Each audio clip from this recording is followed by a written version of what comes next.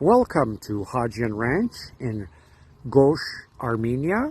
Today we are covering our rows for the vegetables with plastic, black plastic.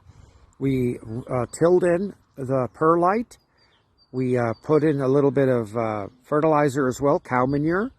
And now we're cutting the plastic sheeting and the rolls of plastic, and we're going to cover them so the heat of the sun will cook all the weeds. You can see grass and weeds that are chopped up in the soil.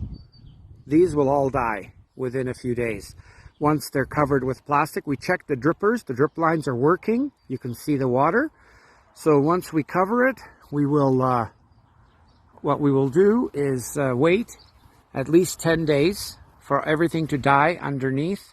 And then we will plant the peppers, eggplants, tomatoes, etc.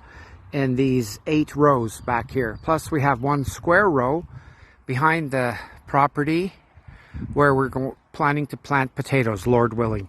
Have a blessed day, my friends, as you worship Jesus. And don't forget to grow your own food now. God bless you.